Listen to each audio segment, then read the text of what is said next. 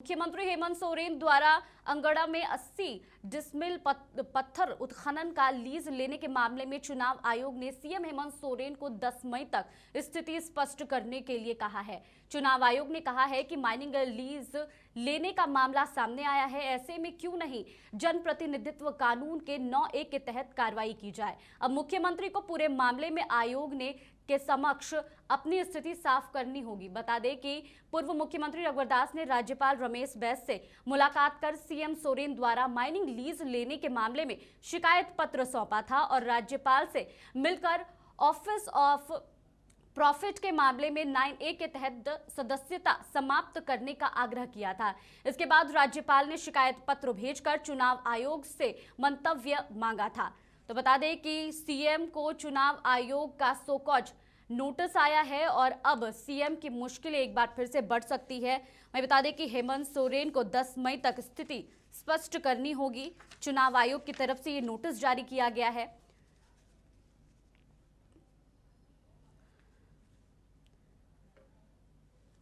तो बता दें कि सीएम हेमंत सोरेन को चुनाव आयोग की तरफ से नोटिस भेजी गई है। 10 मई तक उनसे जवाब तलब किया गया है। हालांकि बता दें कि पत्थर खनन लीज मामला बहुत दिनों से उन पर लगा हुआ है और कई बार जो है नेता उन पर निशाना साधते रहे हैं। बीजेपी की तरफ से कई बार उन पर निशाना साधा किया है, कई बार उन पर सवाल खड़े किए गए हैं। पूरा मामला माइनिंग लीज लेने का है। वही बता दें कि अब मुख्यमंत्री हेमंत सोरेन को चुनाव आयोग का सो कॉज नोटिस भी आ गया है।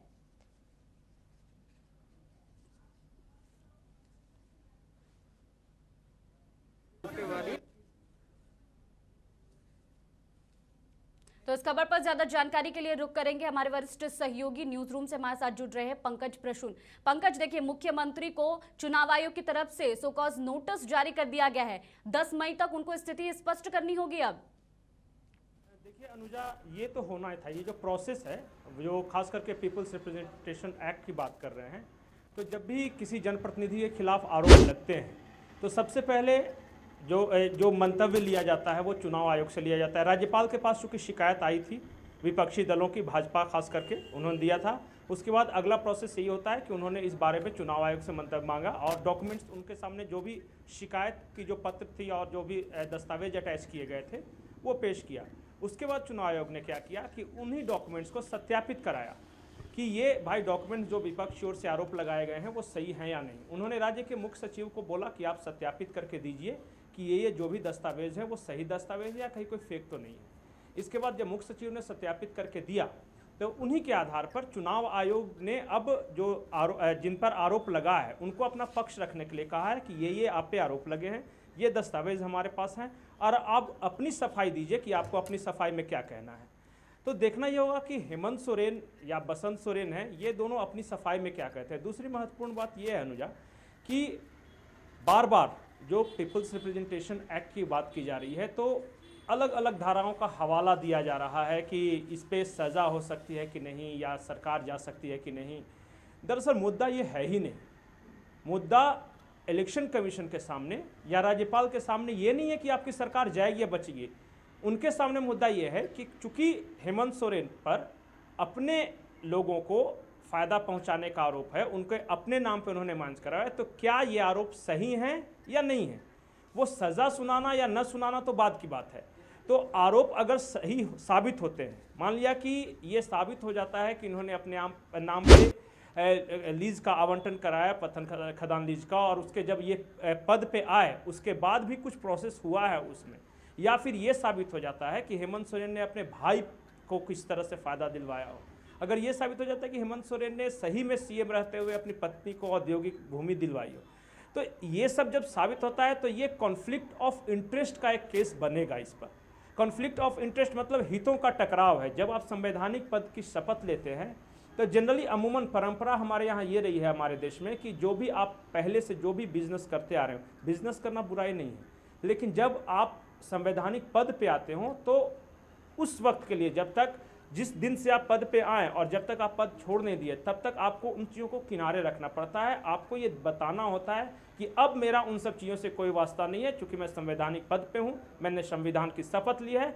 अब मैं आज से वही काम करूंगा जो संविधान मुझे अलाउ बिल्कुल, करता है। बिल्कुल, तो लेकिन जब ऐसा नहीं कोई करता मुख्यमंत्री, तब ये हितों के टकराव का मुद्दा आता है। अब जब हितों के टकराव का मुद्दा आएगा तो आपको याद होगा कि कर्नाटक के एक मुख्यमंत्री थे येदियुरप्पा, उन पे आरोप लगा था अपने सगे संबंधियों को इसी तरह खान आवंटन कराने का, उनको कुर्सी छोड़नी पड़ी थी। और यहाँ तो आरोप सीधे पत्नी, भाई और खुद के ऊपर है। तो क्या लगता है कि हेमंत सोरेन को भी अब कुर्सी छोड़नी पड़ेगी? जी, सवाल दोहराएंगे? क्या लगता है कि हेमंत सोरेन को भी अब कुर्सी छोड़नी पड़ेगी? ये तो अभी नहीं कहा जा सकता, कानूनी दांवपेच है, दोनों ओर से अपने अपने दावे किए जा रहे हैं। लेकिन एक जो बेहद महत्वपूर्ण बात यह है कि 2014 के बाद, खास करके जब मोदी और अमित शाह ने भाजपा की कमान संभाली, तो कहा यह जा रहा था राजनीतिक सर्कल में कि इन्होंने 3 तरह के वेपन्स का इस्तेमाल किया, 3 वेपनाइजेशन थ्योरी। ये 3 वेपन्स थे, एजेंसीज जिसमें पुलिस, सीबीआई, ईडी वगैरह सब आते थे, दूसरा फ्रेंडली मीडिया, और तीसरा ट्रोलर्स जो सोशल मीडिया पेज कहा जाता है। बाद में खास करके बंगाल चुनाव के बाद ये बात कहा जाने लगा कि अब लगता है ये तीनों वेपन उतने अच्छे तरीके से काम नहीं कर रहे हैं।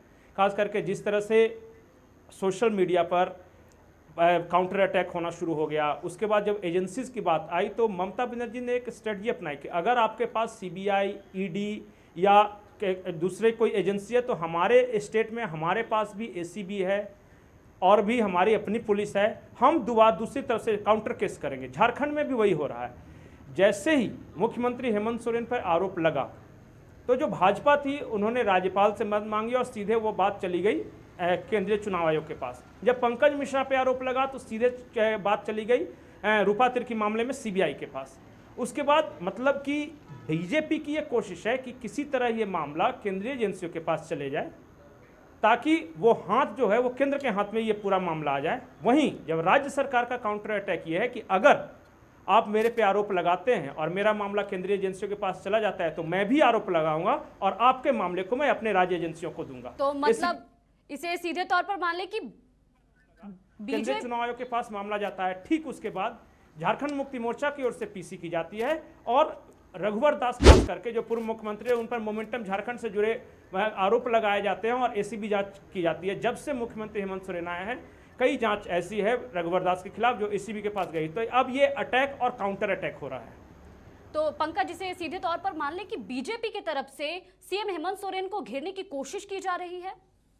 जी बिल्कुल, अभी 2 से 3 दिन पहले बीजेपी की बैठक हुई थी और उसमें ये रणनीति तैयार की गई कि झारखंड मुक्ति मोर्चा चाहे जितने आरोप लगा ले, पूर्व मुख्यमंत्री पर लगा ले, अर्जुन मुंडा आदिवासी है कि नहीं ये कह दे, बाबूलाल मरांडी पर, लेकिन हम अपना अटैक कम नहीं करेंगे बल्कि और सबूतों के साथ और दस्तावेज मंगाएंगे और भी आरोप लगाएंगे। इसी सिलसिले में मैं आपको बता दूं कि जो हमारे पास जानकारी है कि अगले 2 से 4 दिनों में दोनों ओर से, चाहे वो झारखंड मुक्ति मोर्चा हो या भाजपा, दोनों ओर से कई तरह के नए आरोप लगाए जाएंगे, कई तरह के दस्तावेज पेश किए जाएंगे। और ये खास करके हम जैसे जर्नलिस्ट के लिए बहुत चैलेंजिंग होगा कि किसके दस्तावेज के सत्यापन हम करेंगे, कौन सही बोल रहा है कौन गलत। लेकिन अगले कुछ दिनों तक, खास करके अगर 10, 11, 12 तारीख तक बात करें तो झारखंड की राजनीति में झारखंड की राजनीति जो होगी उतार चढ़ाव बड़ी होगी।